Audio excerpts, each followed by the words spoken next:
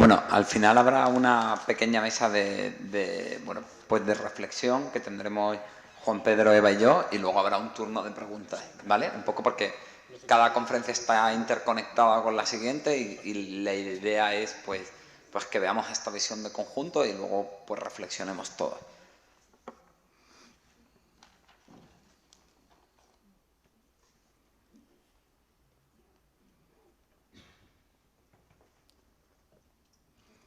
No, esa es la de... Sí. Ah, que era tú, perdón. Perdón. Es verdad, me he equivocado.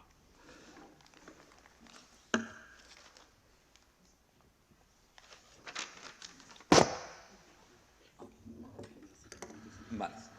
Sí, porque no, yo tengo un bozarrón que yo creo que casi que sí lo... Vale. Pero te lo pones más lejos. Vale, de acuerdo. ¿Verdad? Yo es que y las tecnologías tenemos ahí un conflicto no resuelto, ¿vale?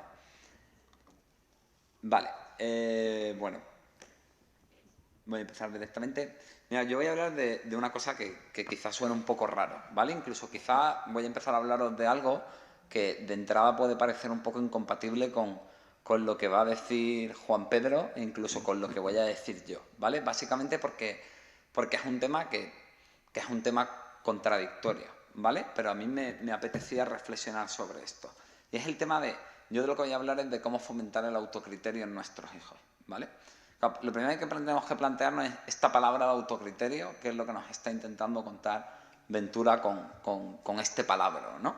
Pues mirad, la realidad es que en el sistema educativo que tenemos hoy en día, lo que ocurre es un poco esto. Lo que ocurre es que se nos dice desde muy pequeños, se nos empieza a enseñar la manera correcta de hacer algo, ¿no? Se nos empieza a decir cómo son las cosas y cómo son las cosas bien hechas y se nos dice una manera muy clara de cuáles son las cosas y de cómo debemos hacerlas. Es decir, se nos pregunta muy poco cuál es nuestra visión que tenemos de algo. Se nos preocupa muy poco cuál es nuestra manera de enfocar un tema determinado. Por ponernos un ejemplo, bueno, y al final lo que ocurre es eso, que se le mete tanto conocimiento y tantas formas adecuadas de manejar algo a un niño, que al final lo que le pasa es eso, es que queda siendo meramente el receptor de un montón de enseñanzas que le has dado, pero su cerebro, su capacidad de razonar, de tener un criterio sobre lo que ocurre, queda fuera. Con esto luego voy a hacer un montón de matizaciones porque yo no digo que no tengan que meterte todo ese conocimiento, ¿vale? O sea, yo sigo creyendo que es bueno, no lo sé, a mí me acuerdo que me vino muy bien tener que aprenderme las declinaciones en latín, que ya no me acuerdo de nada, pero me acuerdo que aquello era súper frustrante, pero me ayudó a entender que en la vida a veces hay cosas que son lentejas y me puede gustar o no, pero tengo que aceptarlas, ¿no? Pero sí que es verdad que, igual que digo que eso fue positivo, también os digo que recuerdo que cuando me estudié a Federico García Lorca, ¿vale? Ahí en Granada, que nos gusta mucho, me dijeron qué era lo que Lorca intentaba transmitir, me obligaron a aprenderme de memoria algunos poemas y las obras de Lorca, pero nadie me dijo, oye, tú cuando te lees un poema de Lorca, ¿qué provoca en ti? ¿Tú cómo te sientes cuando lees a Lorca? ¿Algo de lo que habla Lorca te identificas tú? ¿Habla de algo tuyo? ¿Habla de alguna vivencia? Y ese es el problema. El problema es que estamos educando mucho en una idea de que hay una manera correcta, hay una manera adecuada de hacer las cosas y fomentamos muy poco el criterio reflexivo de las propias personas. Y claro, ¿qué estamos hablando ahora en algo educativo? Y bueno, pues si os digo la verdad, a mí Lorca nunca me ha importado mucho, ¿vale? No es un tema que me quite el sueño. Pero claro, el problema es que eso lo estamos empezando a llevar mucho a las grandes preguntas de la vida. Y las grandes preguntas de la vida no tienen una respuesta clara, ¿no? O sea, las preguntas de ¿esta persona es adecuada para compartir mi vida con ella? ¿Cuántos hijos quiero tener? ¿Merece la pena dejar el trabajo y mudarme a otra ciudad? ¿Prefiero tener más calidad de vida o ganar más dinero? Para eso no hay una verdad universal, no hay un criterio claro sobre eso. Y claro, si es difícil, si desde pequeños no se nos educa en que tengamos un criterio propio, cuando de pronto hay que tomar decisiones muy difíciles, nuestra capacidad de criterio lo tenemos atrofiado. De la misma manera que si tú atas a un niño en una silla y no lo haces andar, cuando llega el día en que tiene que andar no es capaz de hacerlo, porque se atrofia. ¿De acuerdo? Entonces, fijaos, en estos temas como mucho puedo leer lo que opinaron otras personas, ¿no? Si hablamos de que algo está bien o mal, por ejemplo, con un tema que no está claro, como la eutanasia, pues hay gente que te va a argumentar a favor y hay gente que te va a argumentar en contra. Pero no hay una verdad a la que poder recurrir. Entonces, al final me parece que cuando hablo de autocriterio, hablo de intentar entender la idea de que cada persona tiene una verdad interna y propia. Y que es importante que sepamos escucharla y que es importante que empecemos a fortalecer cuál es nuestra propia verdad de cada uno. Hay que entender además que esto ya lo estamos llevando al extremo y creo que además la psicología es muy culpable de esto, de que empezamos a hablar incluso de formas adecuadas. Yo veo tutoriales en internet que, con perdón de la expresión, pero me parto la caja, ¿sabes? Formas de hacer amigos, forma adecuada de decir que me tienes harto, forma adecuada de... Pues no lo sé, no creo que... Me parece que la felicidad, me parece que lo que necesitamos las personas es algo increíblemente complejo para creer que hay una receta o que hay una manera correcta, ¿no? 5 tips para tener una buena relación de pareja. O 3 formas de mejorar tu vida sexual. Pues yo qué sé, lo que te gusta en tu vida sexual, pues depende de lo que le gusta a cada uno, ¿no? Me refiero, al final, el problema que tenemos es que cada vez estamos obsesionando más a la gente con que hay una manera adecuada de hacer las cosas y eso es lo que y le decimos a la gente que se tiene que plegar a esa manera y lo que empezamos a ver, yo lo empiezo a ver en consulta cada vez más, es gente que no tiene autocriterio. Y cuando tú no tienes un criterio propio, no puedes coger las riendas de tu propia vida. Y si no coges las riendas de tu propia vida, no puedes avanzar hacia aquello que quieres y acabas siendo el esclavo de lo que la gente te dice que es adecuado. Como esta historia de que está fatal castigar. En vez de tú pensar si tu hijo se merece un castigo o no se merece un castigo. Porque además también eres tú el que va a vivir esa paternidad con tu hijo y eres tú el que tiene que ver cómo lo quieres educar y cómo quieres sentirte cómodo. ¿De acuerdo? Además, el otro día me lo contaban unos padres en terapia y hubo una reflexión que me flipó, ¿no? Entonces, me contaban que estaba el niño en el parque, ¿vale? Y estaba el niño en el parque con un juguete y entonces estaba ahí con su juguete nuevo y se acerca otro niño y entonces le intenta coger el juguete. Y entonces a él no le gusta y entonces empuja al otro niño, rápidamente van los padres y le dicen que no, que tiene que compartir, porque si no, no va a tener amiguitos. Oye, y en cierto modo tiene relativamente sentido, pero el niño les miró y les dijo, es que yo no quiero tener amiguitos, yo quiero jugar con mi juguete nuevo. Es que prefiero jugar solo, pero jugar con mi juguete nuevo. Y al final es ese el problema, hasta qué punto estamos todo el rato diciéndoles a las personas qué es lo adecuado y no cuál es su criterio. O sea, yo entiendo que esos padres hubieran llegado y a lo mejor hubieran castigado el hecho de que pegara a otro niño, pero ni siquiera le preguntaron por qué lo haces, o qué piensas tú de esto, o qué te apetece. En verdad, luego lo vamos a ver y por favor os pido que en este debate no seamos reduccionistas porque es un tema complejo. Es verdad que un niño de 5 años no tiene determinadas capacidades, pero ni siquiera empezamos a hacer eso. Luego profundizaré en esa cuestión, ¿vale? ¿Qué es lo que ocurre cuando no tenemos criterio? Pues fijaos, lo que ocurre cuando empezamos a tener autocriterio es que elegir nos motiva.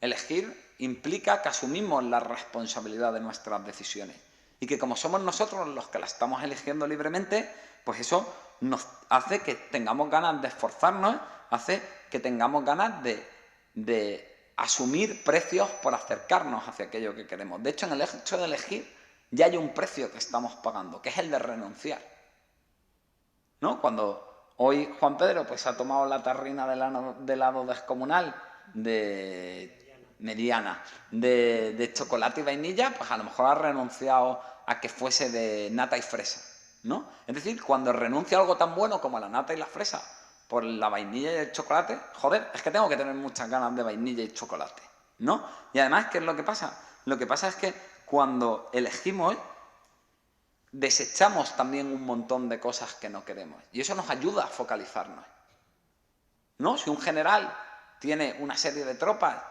y está obsesionado con hacerlo bien, con hacerlo perfecto, y no es capaz de elegir qué batallas o qué ciudades le merece la pena tomar, lo que va a hacer es que va a distribuir sus tropas y al final no va a tomar ninguna ciudad.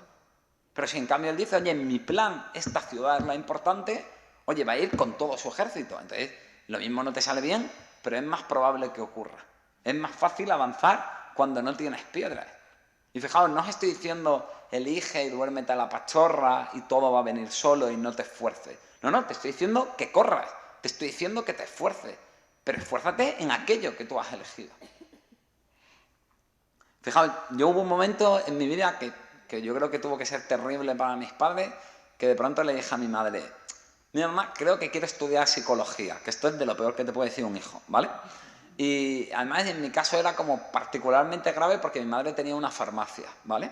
Entonces mi madre me miraba y me decía, bueno, hijo mío, ¿tú estás seguro que quieres estudiar psicología? Mira que yo tengo una farmacia, que esto es una cosa que da una vida relativamente cómoda. Y yo dije que sí. Y me acuerdo que cuando empecé la facultad, que estaba ahí en lo alto del monte de Cartuja de Granada, iba yo subiendo y digo, joder, yo esto tengo que aprobarlo por cojones, porque deja una cosa tan buena como una farmacia. O sea, esto a mí me tiene que... Espero que me guste muchísimo y desde luego tengo que dar el 100%, porque si no, ¿cómo le explico a mi madre que no estudia farmacia para vaguear estudiando psicología? Es decir, al final es importante que entendamos que elegir es lo que hace que nos responsabilicemos de las cosas.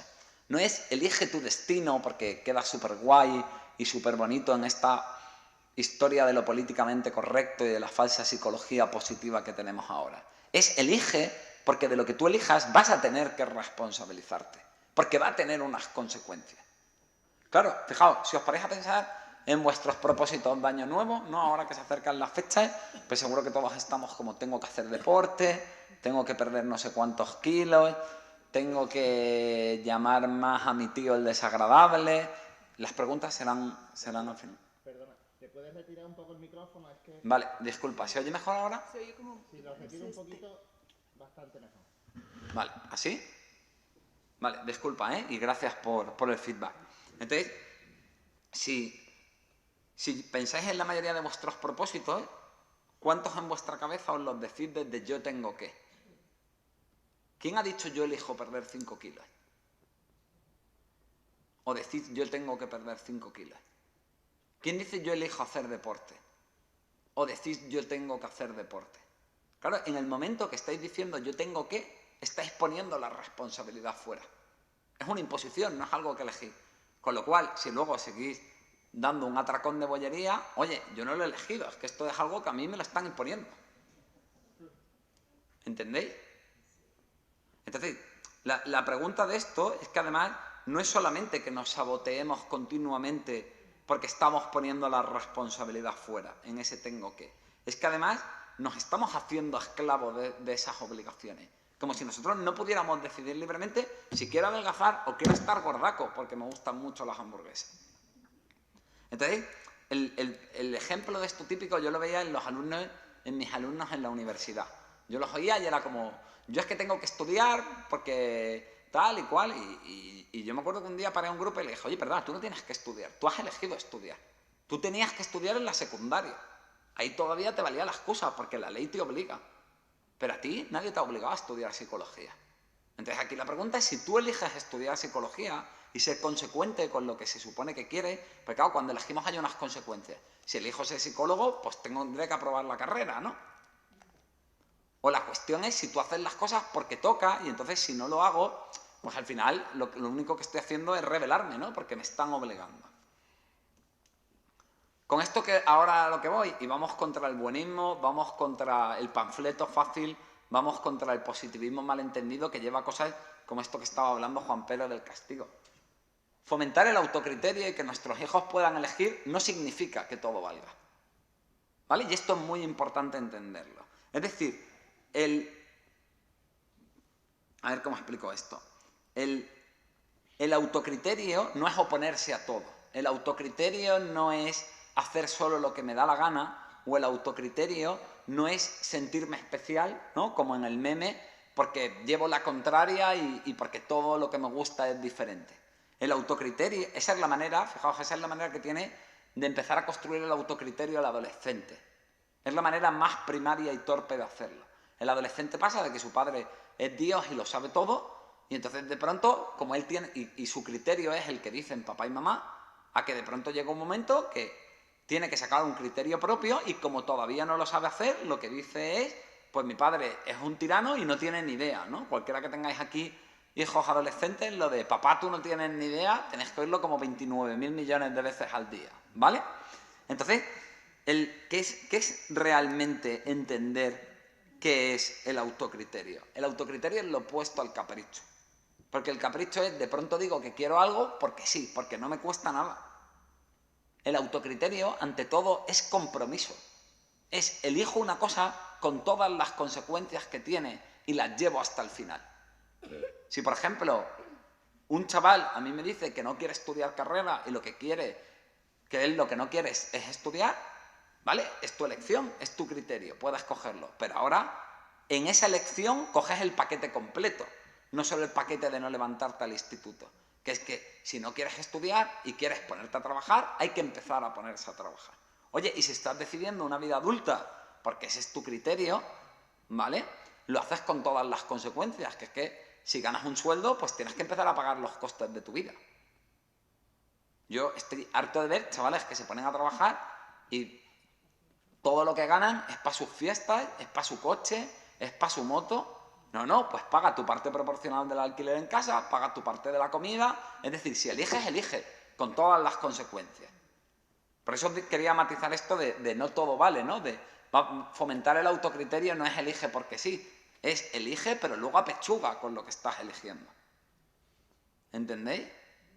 O sea, si yo elijo, y me acuerdo que esto a veces me pasaba, si yo elijo cuando yo estaba en la universidad y Juan Pedro me daba clase y salía un día de fiesta, luego al día siguiente pues iba ahí con la carita de zombie, ¿no?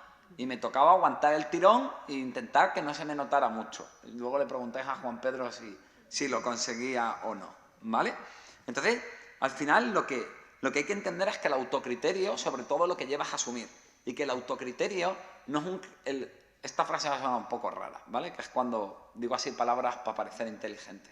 El autocriterio es mucho más algo actitudinal que conceptual. ¿Qué quiere decir esto? El autocriterio conceptual es saber que algo me gusta o no. Es, pues creo que me gusta la psicología. Eso es un concepto, eso es una idea. Pero el autocriterio de verdad es actitudinal. Es a cuántas cosas renuncio yo por ser psicólogo, con cuántas cosas me comprometo por el hecho de ser psicólogo y cómo estoy dispuesto a ser consecuente con todo lo que eso implica. Por lo tanto, el autocriterio, ante todo, es una actitud. Es una actitud con aquello que elegimos y es una actitud con validar nuestra propia verdad interna. ¿Le parezca bien a la gente o no? Porque, lógicamente, mi madre se echaba las manos a la cabeza. No podemos decir, ten criterio, puedes decirle que no a tus padres, pero luego no apechugues. Y luego, lógicamente, mi vida laboral ha sido muchísimo más compleja que si yo hubiese estudiado farmacia. También es verdad que si hubiese sido tengo que estudiar farmacia, pues no sé muy bien si hubiese acabado los estudios, porque a mí la química no me gusta un carajo. Y además los números se me dan bastante mal. ¿Vale? Entonces, lo que también es importante entender, y eso es muy importante hacérselo ver cuando intentamos fomentar el autocriterio en nuestros hijos o en las personas que estamos intentando educar, es que su autocriterio es una verdad interna, es una verdad subjetiva, que la tienen que defender porque es la suya, porque si tú no te defiendes tu verdad, vas apañado, ¿vale? Pero no significa que sea la verdad absoluta. Que yo quiera estudiar psicología porque creo que es lo mejor, no significa que todas las demás profesiones den asco. Y es importante que yo pueda tener la libertad de elegir, pero que permita a los demás elegir otras cosas. Es decir, hay que potenciar y validar el autocriterio de las otras personas, pero no hay que hacerles creer que su autocriterio es la última verdad. Yo me acuerdo que mis amigos que trabajaban, que además era la época del boom de la construcción, pues como que nos venían a decir que los que estábamos estudiando éramos idiotas, joder, porque ganaban un montón de dinero y tenían un BMW trabajando de albañil. Y eso me parece perverso, pero me parece igual de perverso la persona que decide estudiar y decide mirar por encima del hombro con una supuesta autoridad intelectual al que ha decidido trabajar. ¿Entendéis? O sea, lo importante es la consecuencia de aquello que decidimos. Y lógicamente, si yo decido estudiar una carrera, pues mis padres no me van a dar un sueldo mientras que soy estudiante. Y iba, pues como se iba en Granada, pues pelado de pasta y a tomarte 2 cervezas que te ponían 2 tapicas y cenabas. ¿Vale?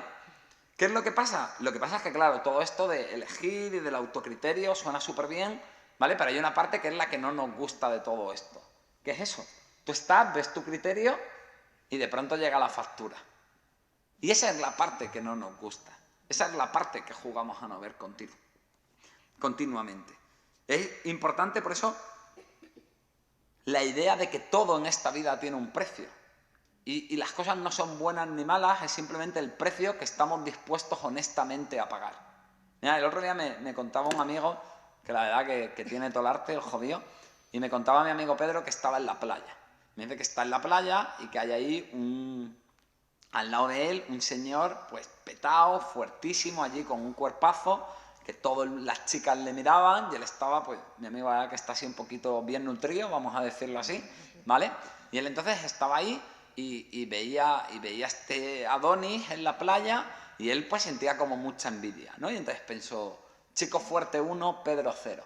Pero resulta que a la hora o a la hora y media llega la hora de comer y entonces cuando mira al chico fuerte está ahí tomándose un bol de quinoa en la playa, que yo no me quiero imaginar lo seco que estaba eso, con pollo a la plancha, ¿vale? Y él en ese momento le miró, se sacó su bocadillo de lomo, queso y pimiento, ¿vale? Y entonces pensó, chico fuerte 1, Pedro 1, vamos a entendernos, ¿vale? Es decir, o sea, al final no es mejor una cosa u otra, al final puedes elegir qué es lo que tú quieres, pero tienes que entender que elegir implica ese compromiso. Implica una serie de beneficios y implica una factura que tienes que pagar. El problema es que estamos intentando crear a los niños en esto que decía Juan Pedro y en esto que supongo o infiero que luego dirá Eva en las conferencias que he visto, en ten tu criterio, pero luego vamos a intentar que tu vida no sea desagradable y no haya factura. Y eso solo lleva a tener tiranos. Y eso sencillamente no es verdad, porque en esta vida todo tiene un precio. Todo tiene al final, todo es contabilidad interna, una contabilidad coste-beneficio. Y es simplemente una cuestión de ser honesto del precio que estás dispuesto a pagar. Si yo os digo que es mejor un Lamborghini, yo ahora me he comprado un coche, ¿qué es mejor, un Lamborghini o mi Polo?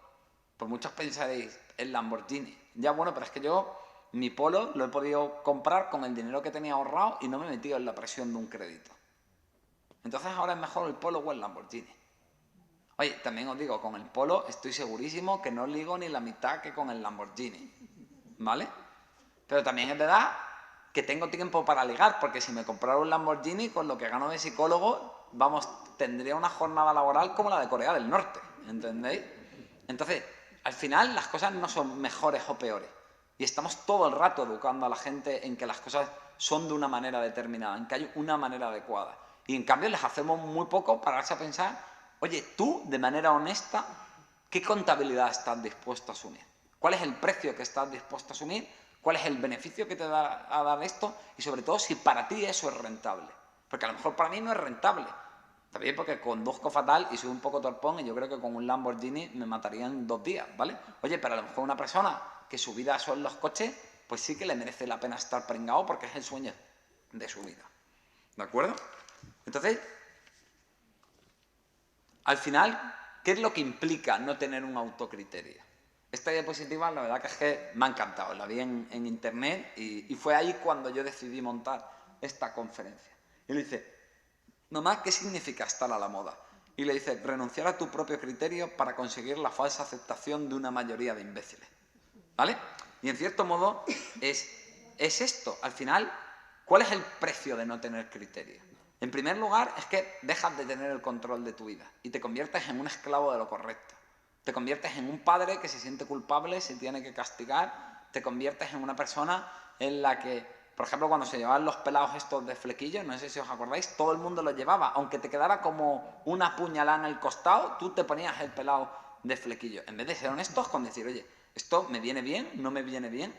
Y el problema es que además ahora lo correcto ya no son recomendaciones, son lo que dicen los psicólogos, lo que dicen los expertos, son además, se está convirtiendo en la nueva moral victoriana. La moral de lo correcto. Y nos están diciendo todo el rato qué es hoy en día ser hombre, qué es ser mujer hoy en día, qué es ser ciudadano, qué es ser padre, qué es ser niño. En vez de decirle a la gente, oye, ¿tú qué quieres elegir?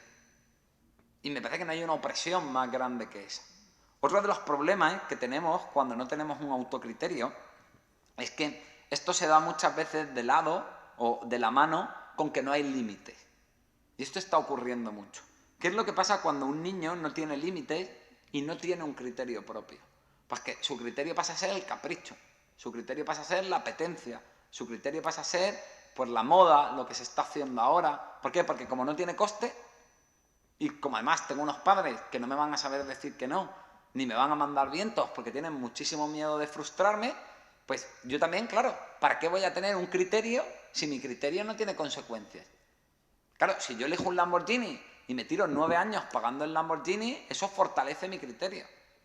Pero si hoy el Lamborghini, mañana el Ferrari, o hoy una terrina de helado, mañana otra de otro tipo, el otro de otro tipo, pues llega un momento en el que, ¿por qué me voy a esforzar en tener un criterio propio? Si todo lo puedo desechar, si todo lo puedo soltar, si nada tiene consecuencias. ¿De acuerdo? Entonces, además, el problema de esto es que luego además se da de la mano con otra serie de cosas, que yo flipo un poco cómo lo diseccionamos todo. Inculcamos a los niños que hay una idea de lo correcto, pero luego queremos que tengan autoestima o luego queremos que tengan asertividad. Asertividad no está muy bien traducido al español, yo diría más bien firmeza, que es algo así como saber decir que no o saber defender su posición, ¿vale? Y es verdad, si yo no tengo un criterio propio, ¿cómo me voy a sentir seguro conmigo mismo? Si yo no tengo claro lo que está bien, lo que está mal, lo que me gusta, lo que no me gusta, si yo nunca sé qué es lo que yo quiero y cómo yo me siento, ¿cómo voy a saber y voy a poder defender lo que necesito en mi vida? Me acuerdo uno de mis primeros trabajos, que fue de terapeuta grupal en un centro de adictos, y entonces yo la verdad que ahí hacía poco, pero se reunían los adictos en terapia de grupo y reflexionaban entre ellos y yo estaba un poco como supervisando aquello. Y la verdad que yo creo que aprendí bastante más de los adictos que los adictos de mí. Y hubo uno que tuvo una frase que no se me olvidará, porque además creo que fue mi segundo o mi tercer día. Y dice de pronto, claro, es que te crían en esta idea de cuando vayas a casa de fulano, cómete todo lo que te pongan en el plato, te guste o no, y luego quieren que cuando tienes 20 años y te ponen una raya de farlopa encima de la mesa, tú no te la metas. Entenderme, la frase tiene mucho de cliché, tiene mucho de reduccionismo, tiene mucho de simplista, pero tiene una parte o tiene una cierta reflexión que sí me parece válida, que es el hecho de que si no fomentamos el criterio de los niños, ¿cómo luego se van a sentir capaces a decir que sí o decir que no? Estoy todo el rato a mi niño diciéndole lo que es adecuado. No, tienes que aprender inglés porque ahora todo el mundo habla inglés, pero luego no te pongan minifaldas, aunque ahora todas las niñas de tu edad lleven minifaldas. Vamos a ver, papá, aclárate. O tengo que hacer lo que dice la gente o no tengo que hacer lo que dice la gente. Que volvemos a lo mismo, todo esto no es dicotómico, no es una realidad o la otra. Al final es un mundo de grises, al final todo esto se entremezcla. Pero es verdad que hay una ausencia notoria, o por lo menos yo lo percibo así, en fomentar el criterio de nuestros propios hijos.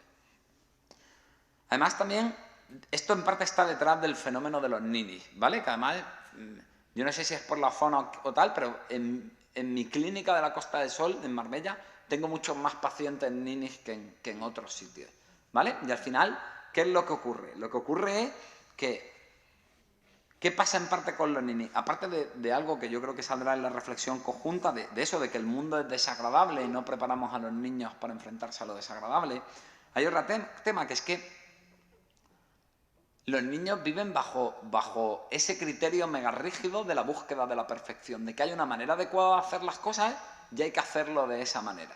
Que eso era una presión que en cierto modo nosotros no teníamos, ¿no? Para empezar, esto lo han potenciado más mucho las nuevas tecnologías, ¿no? Y ahora subes una foto y entonces tienes que tener no sé cuántos likes y entonces todo el mundo es tu juez y te dice si es correcto o no la ropa que llevas, te dicen si es correcto o no los sitios a los que vas de fiesta, te dicen si son correctos o no tus amigos, ¿vale? Y luego además, entonces los niños tienen ese miedo de, como no lo haga bien, como no sea perfecto, voy a ser inválido, voy a ser indigno, porque todo el rato me están diciendo lo que es bueno y lo que no.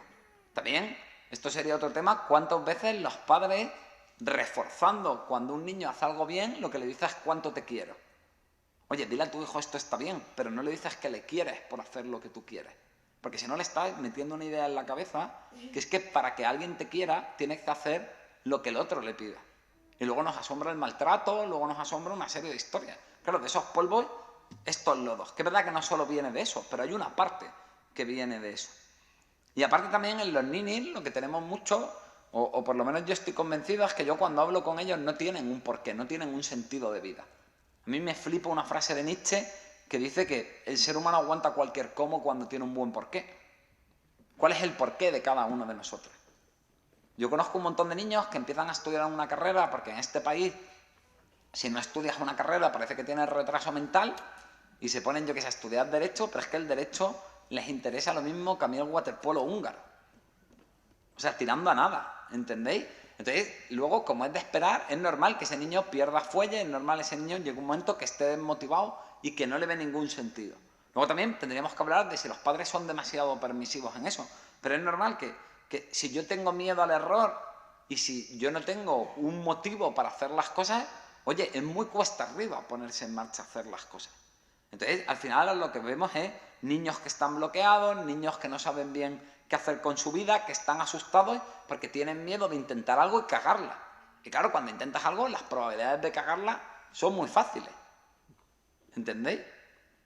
O sea, yo no lo sé, pero si me paro a pensar cuántas veces una niña me ha hecho la cobra en una discoteca, pues claro, al final, para intentar besarme con una niña, tengo que asumir el precio de que puede que me hagan la cobra. ¿Entendéis? Entonces, además hay otra parte, ya yendo a lo académico, en lo que me parece que es muy pernicioso que no haya un autocriterio. Que es que, y no sé qué pensaréis los que sois educadores al respecto, que es que cada vez los niños tienen menos pensamiento crítico y tienen menos creatividad. Yo me acuerdo que lo que más oía cuando tenía a mis alumnos de prácticas de máster de Psicología General Sanitaria, mis alumnos de grado en la universidad, y yo les planteaba un caso clínico no tiene una verdad objetiva, no hay una manera correcta objetiva, hay que te transmite a ti este paciente y cómo crees tú que le puedes ayudar y qué le pasa.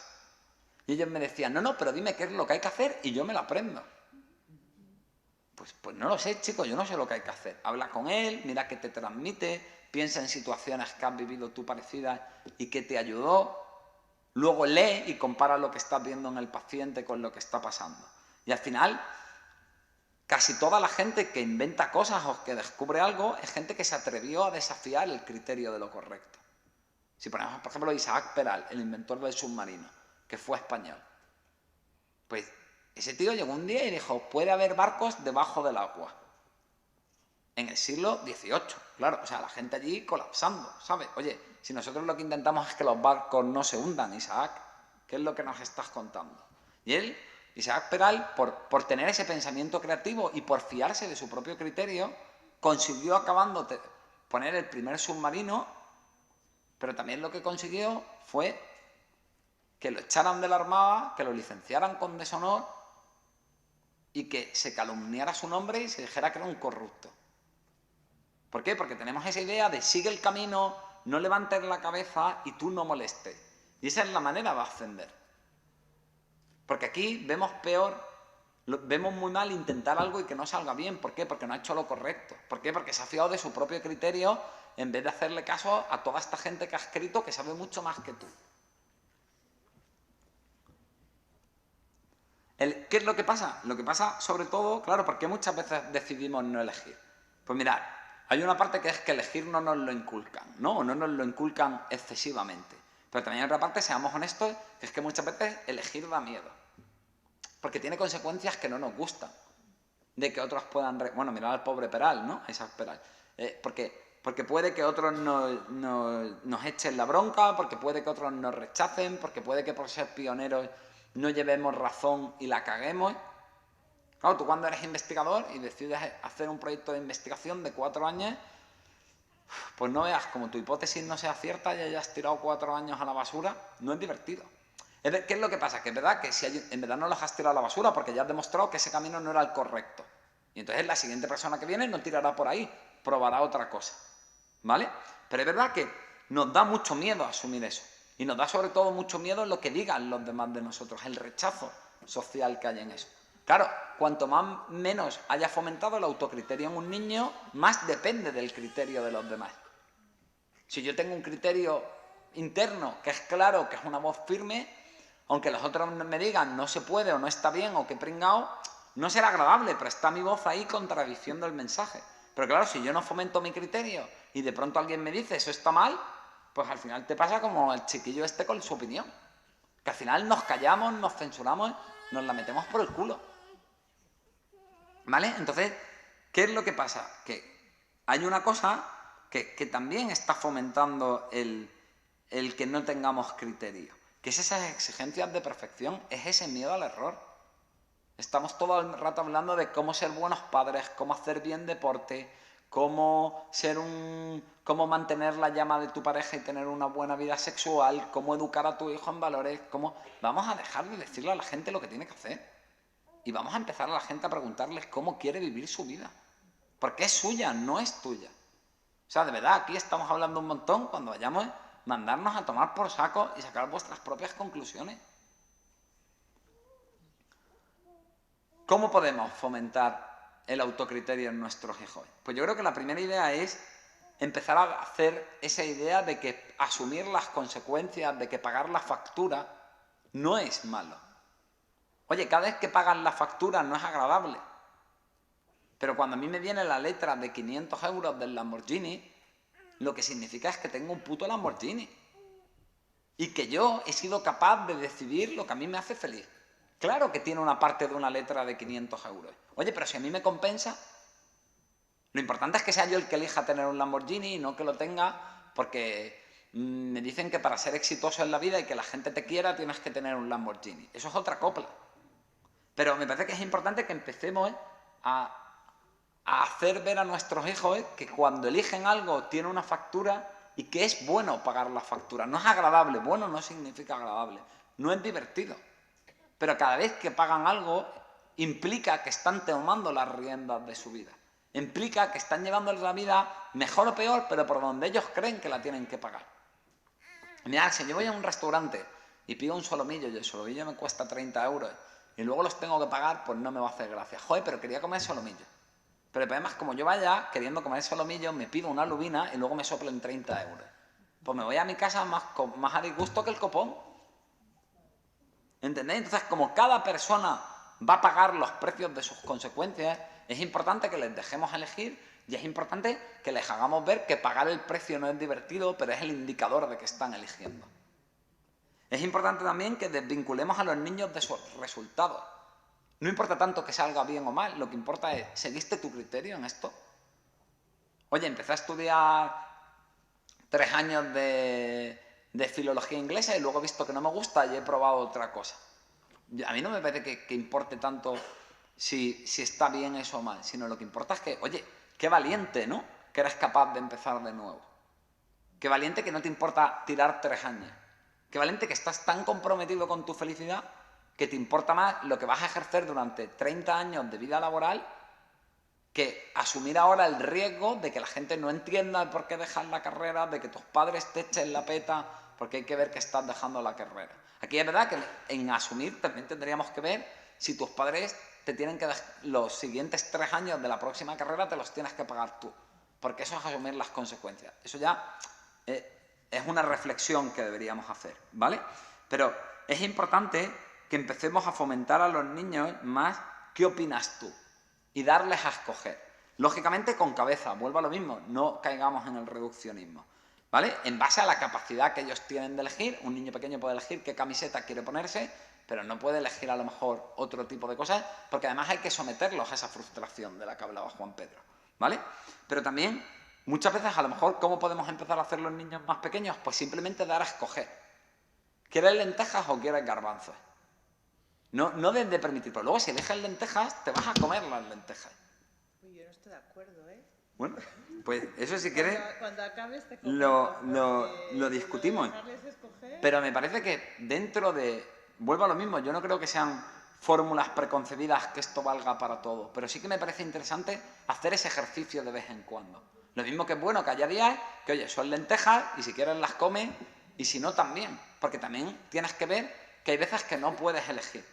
Pero si nunca fomentamos la capacidad de elección de nuestros niños, no podemos creer que el día que tienen que hacer una gran elección se sientan seguros haciéndolo. Si yo todos los días no corro 20 minutos, el día que tengo que correr una maratón, porque de ello depende mi vida, no voy a ser capaz, porque mi musculatura está atrofiada, porque mis pulmones y mi corazón no están acostumbrados a ello.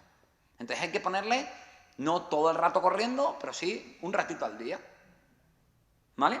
Entonces, bueno, pues esa es mi idea de autocriterio. Yo quiero acabar con la frase de un terapeuta que me gusta mucho, que es Fritz Perls, que dice que madurar es tomar responsabilidades de la propia vida y que es valérselas por sí mismo. Fijaos, él está hablando totalmente de elegir las responsabilidades. No, él no dice asumir las responsabilidades o convivir con las responsabilidades. Dice tomar las responsabilidades, pero luego te tienes que valer por ti mismo en aquello que has decidido tomar. Y bueno, eso es todo.